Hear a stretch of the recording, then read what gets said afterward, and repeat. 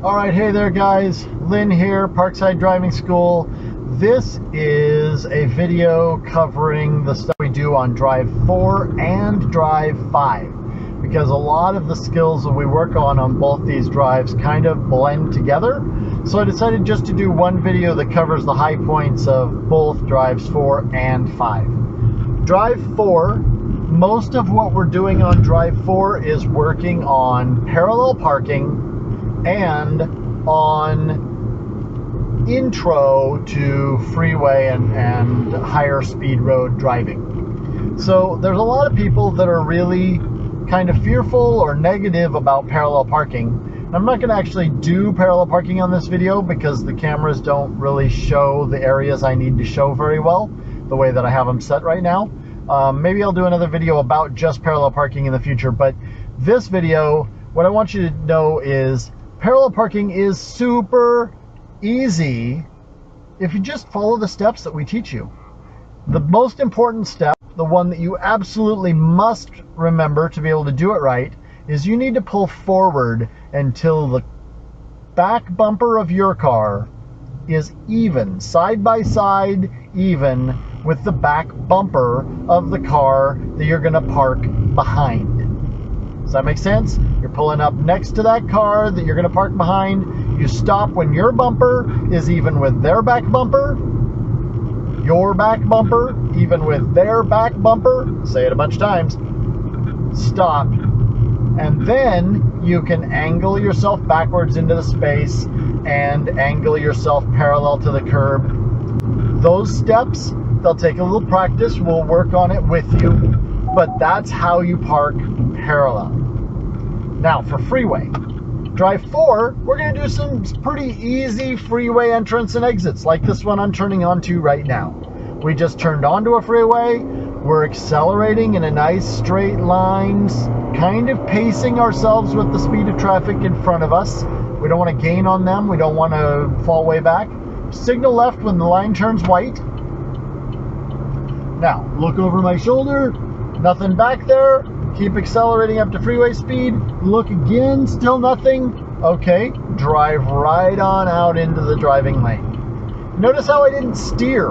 I was on a straight path into this lane pretty much. And so I didn't make a big steering input that makes the car all jump around like that.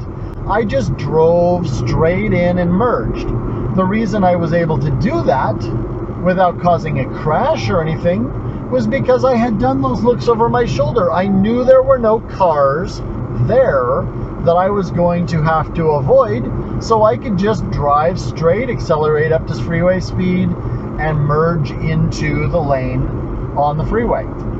The other stuff we're going to work on, maybe a little bit on Drive 4, is signaling, looking over our shoulder, and making a lane change without changing speed. That's the biggest deal about freeway driving, is we're going super fast, so you don't want to change speed and cause traffic to have to adapt to you. And you also don't want to have to do a lot of steering to make lane changes and cause your car to get unbalanced. So where at like 25 miles an hour, you might be able to do a lane change where it's like signal, look over your shoulder, and then steer a bunch and make the car really move. At freeway speed, it's just signal, look, tiny little steering effort to get the car to just kind of glide over into the other lane, and there you are, you're in your lane.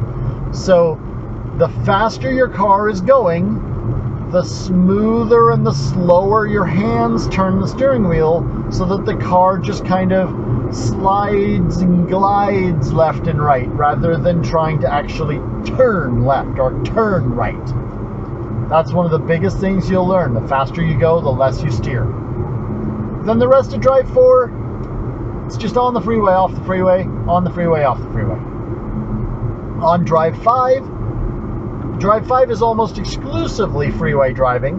Do a little city driving to get you to the freeway and back from the freeway to our Parkside locations, but otherwise, for the most part, you're on the freeway on Drive 5. but you're doing things more complex, like here's a nice big 4-lane bridge we're going over, traffic is pretty heavy, there's a lot of lane changing and merging of traffic that happens where you can't see very far in front of us as easily as you'd like, traffic might slow down or speed up unexpectedly, so you have to be much more aware. Drive 5 is going to put you into some circumstances like this, where you have to be able to problem solve a little more quickly. Now remember, we still want your confidence to stay high. We don't want you getting scared out here on the freeway.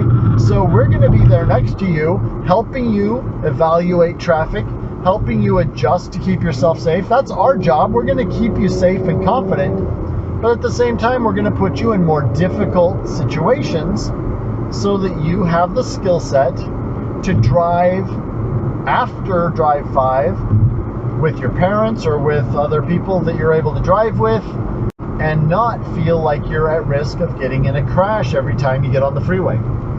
We know that the freeway causes people anxiety. The speeds are fast and people get nervous about that. But I'd like you to think of it another way. The freeway is the safest place for you to be driving. Now, Lynn just lost his marbles. Like, what? It is. Think about it. If the freeway is where we drive the fastest, well, by its very nature, then it was designed to be the safest roads for us. Because it's not safe to drive fast on roads that are super windy and twisty or with cars parked along the sides or with oncoming traffic coming at us. So for us to be able to go the speeds we go on the freeway, they took a lot of those risk factors away. They said, all right, we're going to keep all the traffic going the same direction. We're going to make the lanes wider so there's more margin for error. We're going to make these medians in the center wide so the traffic in the other side of the freeway can't get over to us and hit us very easily. And we're going to make the off-ramps nice and long and not real twisty so that you have plenty time to slow down and stop at the end of them. They did all of that engineering so that the freeway system would be safe for us to go fast on. That's why it is safe for us to go faster. Not because we're big risk takers. Oh my gosh, I love the freeway so I can go 70 miles an hour. No, I love the freeway because it's safe enough to go 70 miles per hour. That's the difference. So, work on your confidence.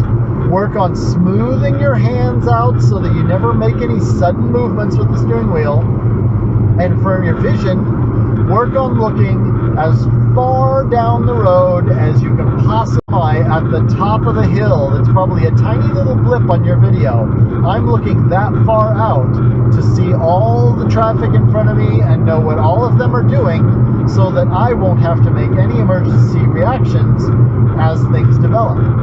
Freeway driving is all about knowing what's ahead of you and what's ahead of the person ahead of you and what's ahead of the person ahead of them. You got to know 3 or 4 cars in front of you what's going on so that you can react and keep yourself safe and can keep the people behind you safe if you have to make a reaction. See, this truck just slowed down in front of me. I'm adjusting back so that if I were to get hit from behind, I wouldn't get pushed into him. If he were to slam on his brakes, I have now plenty of room in front of me to stop before I would hit him. All of that is reacting to what you see on the freeway happening in front of you and adjusting your speed and your lane position and which lane you choose to be in, all based on your ability to control risks. That's all freeway driving is. That's the vast majority of what we do on Drive 4 and Drive 5. So now practice this on your own, and Drive 6 will go like a breeze. Talk to you later.